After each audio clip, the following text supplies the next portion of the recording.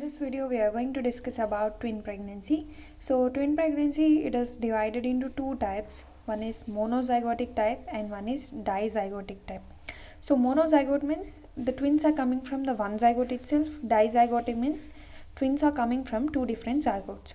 So this monozygotic type of twin pregnancy is seen in 1/3 of the people, especially like you can take it around 30%. So it is where there is a single sperm fertilizing a single ovum. So that's why it is a monozygotic, only from one zygote. Okay. So here what happens, it's next this single zygote only, it divides into two. Okay, and always they'll have same sex. That is, for example, if this is female, then this will be also female. If it is male, then it will be also male. So the twins will be of same sex, and this is also called as identical twins. So they look identical.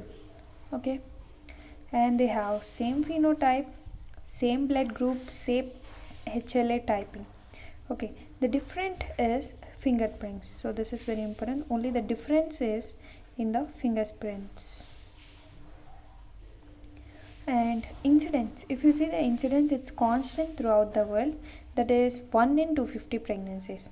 So 1 in every 250 pregnancies you have this identical twins, and 4 in 1000 pregnancies, you can say it is one and only same. Okay, 1 in 250 pregnancies or 4 in 1000 pregnancies, and it is mainly formed due to assisted reproductive technologies. Of course, naturally also it may form, but the more chances of this identical twins is increasing because of ART, that is assisted reproductive technology, or also you can see in vitro fertilization. The incidence is increasing.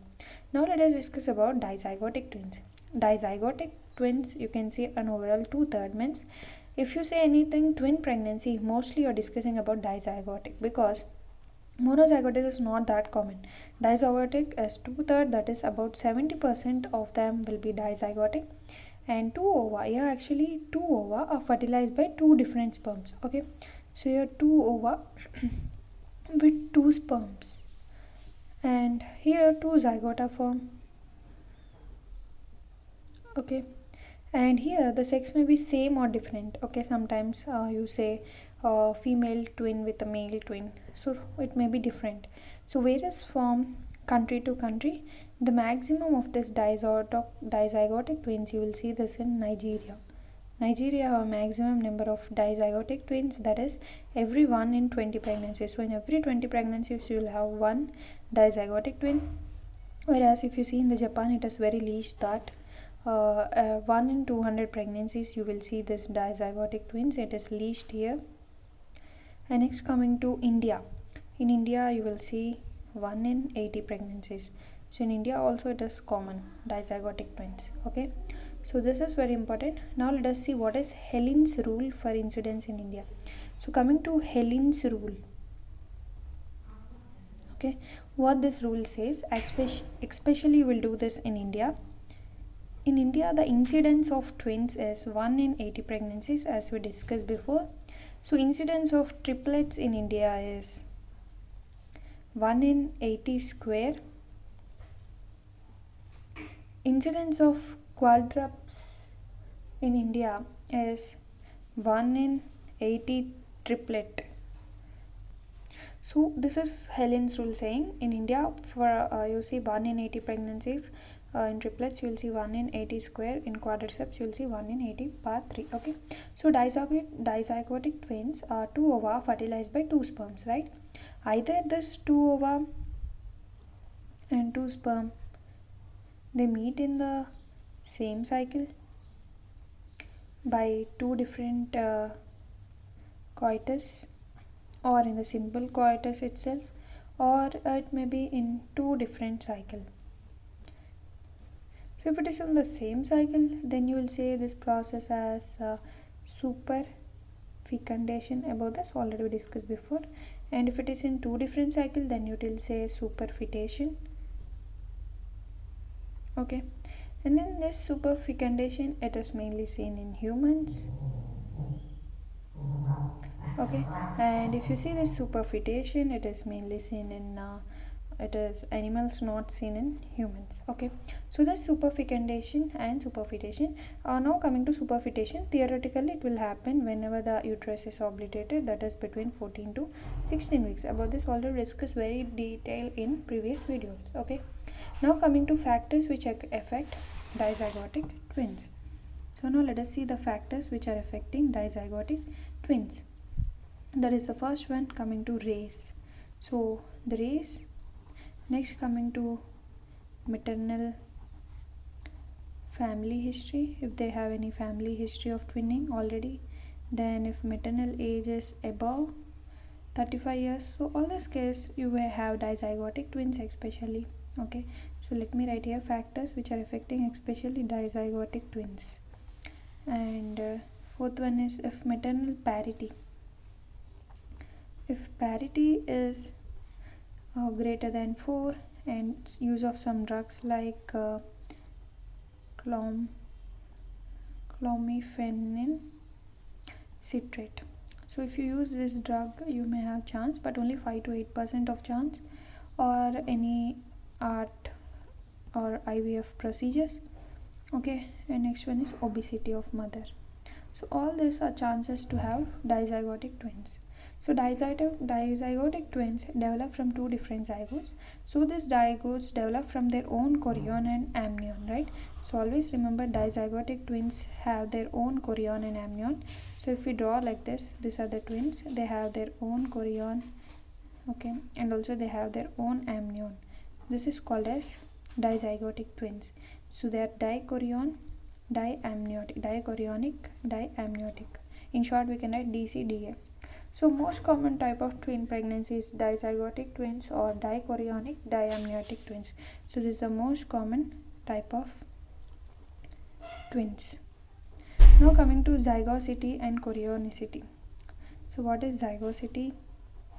Zygosity is the type of conception, okay, and what is corionicity? It is the type of placentation. So mainly we see the type of placentation in the twins, we consider this, but not zygosity. We only consider mainly corionicity. This is important. So prognosis in twins is dependent on corionicity and not on zygosity. Now coming to monochronic chorionic twins. So what is this? They have only one chorion. So this is having bad prognosis. So for example, this is one twin, this is one twin. Okay, they're having only one chorion like this. Okay, so this is monochorionic twins. And next coming to dichorionic twins, they have good prognosis. Dichorionic means they have their own one. Okay, they also have their own chorion like this. This is dichorionic twins. And next coming to dizygotic twins.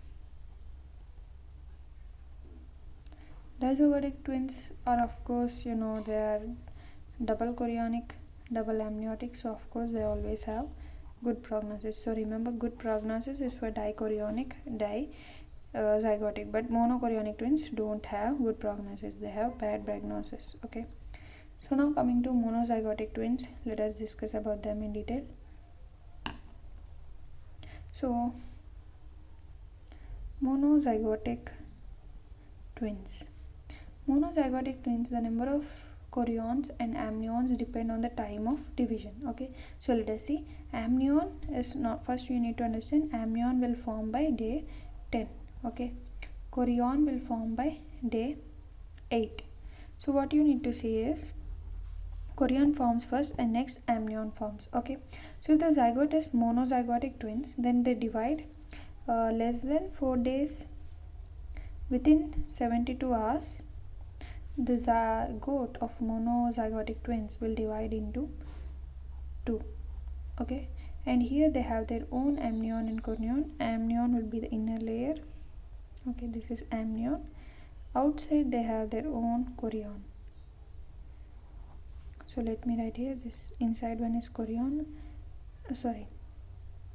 inside one is amnion, outside one is chorion, because You see, amnion will form on 10th day, chorion will form on 8th day. Chorion will form first, next day amnion will form inside. Okay, so this is less than 4 days, 24 hours. They'll divide like this. This is a dichorionic, diamniotic. Okay, now coming to, if they monozygotic twins, if they divide between 4 to 8 days, then what happens?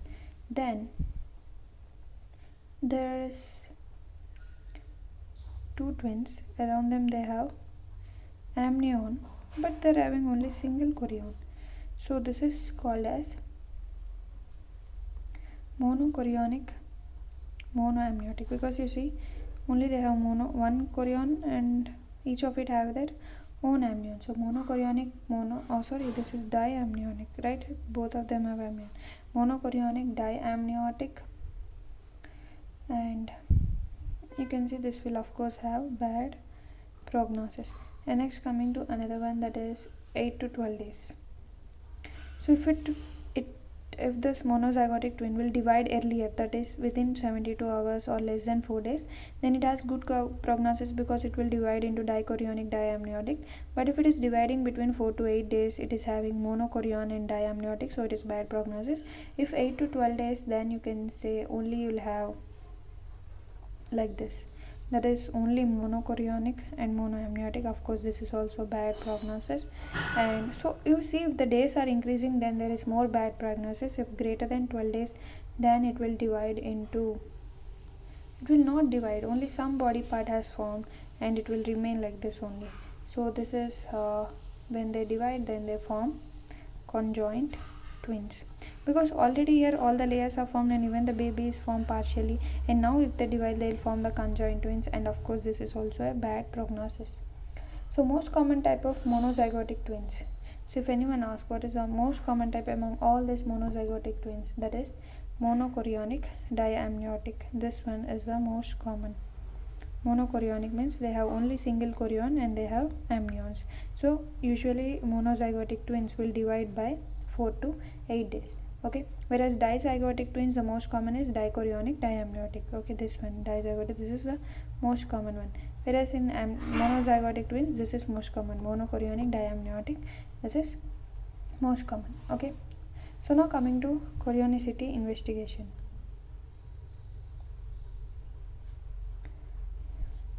The investigation of choice is TVS, transvaginal ultrasound.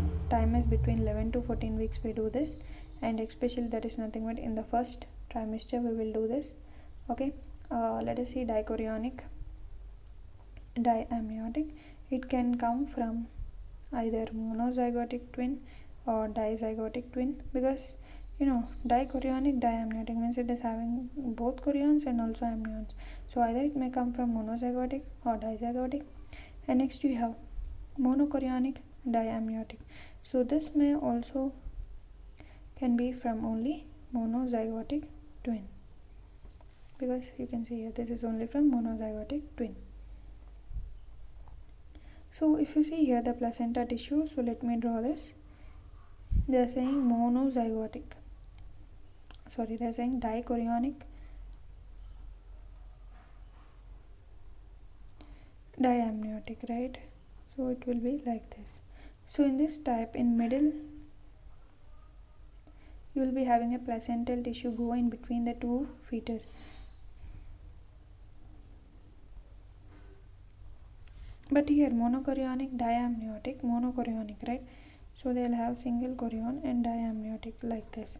So in this time the placenta tissue is outside. The placenta tissue cannot go in between the fetus. So this you need to observe. Here the placenta tissue can go between, here the placenta tissue cannot go in between the fetus. Now coming to difference between dichorionic, diamniotic and monochorionic, diamniotic. Indirectly you can say it is a difference between dizygotic and monozygotic twins. So DCDA versus MCDA.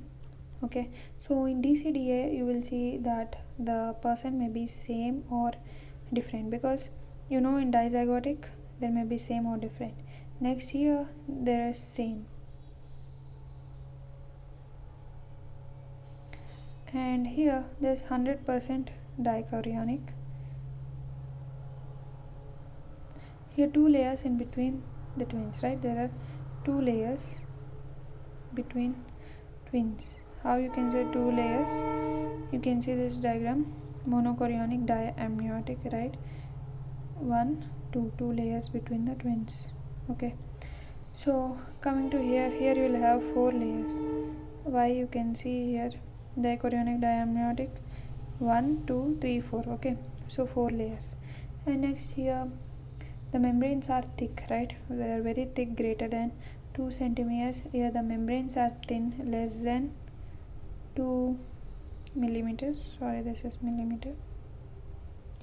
Okay, and next here the twin peak sign or lambda sign is positive, right?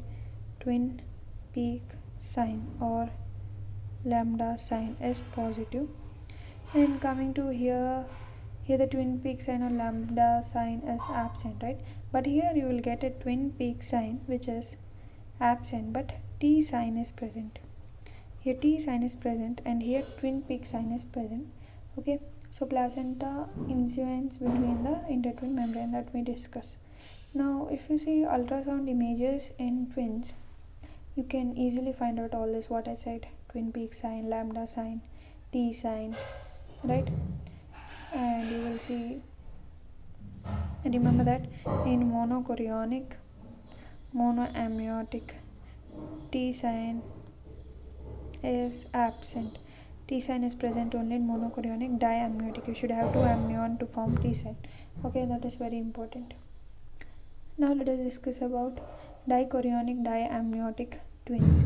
These twins, they have good prognosis. We already know 4 layers of membrane are thick and the time of delivery is 38 weeks. So at 38 weeks you need to deliver this dichorionic diamniotic twins. Okay,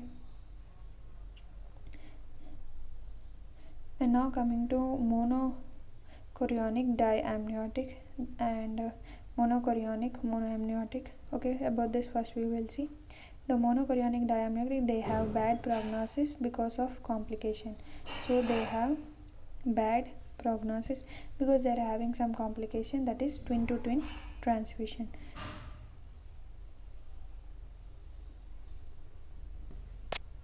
So here in this case they are having a bad prognosis because there is twin to twin transfusion syndrome where 2 layers of membrane are very thin, right? So the time of delivery for here is 34 to 37 weeks plus 6 days. Ideally you can say 37 weeks.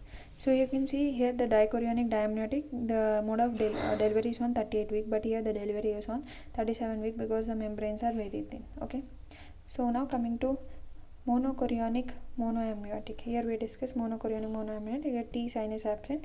So what is this? Monochorionic monoamniotic means only one chorion, only one amnion. So this type is called monochorionic monoamniotic, right? And this is having bad prognosis because 2 fetuses are lying in same amniotic fluid. So there is increased chance of cord and entanglement because they're each other very close to each other only with one amniotic fluid, right? So there's a risk of cord entanglement and no layer of membrane in between the twins. So best time to deliver them is between 32 to 34 week itself because there is no membrane in between them. So delivery only can be by cesarean section in them. So before we discuss in all this, there can be normal delivery like in dichorionic diamniotic, monochorionic diamniotic, but in this monochorionic monoamniotic we should do only cesarean section. Okay, so now coming to conjoined twins. So conjoined twin, the most common variety is paraphagus. So let me write here. In conjoined, most common is paraphagus, and following it you have thoracophagous, paraphagus, thoracophagous, and least common is rachiphagus. So what is rachiphagus? It is the vertebral columns which are joined, that is less than 1% cases. Next you have craniophagous. Craniophagous means heads are joined in 5% cases. Heads are joined. Okay, here cranio, that's why craniophagous. Rachiphagus means vertebral column are joined. The worst prognosis is seen in, this is worst prognosis in craniophagous. Next, coming to ultrasound findings. On ultrasound findings on USG, you will see that the heads of both fetus lie at the same level, 4 vessels in cord section, relative position of twins does not change, extension of fetal spine. They have single chorion, single amnion, delivered only by cesarean section. Only by cesarean section. They have only single amnion, single chorion, because like this. In this condition, monochorionic, monoamniotic only will lead to conjoined twins, right? So because of this conjoined twins, there is paraphagus, thoracophagus. Next, least common archiphagus, craniophagus, but craniophagus is worst prognosis because heads are joined together, and only you can do cesarean section in this patients also. So by this we completed twin pregnancy types etiologies. Next we discuss part 2 of twin pregnancy.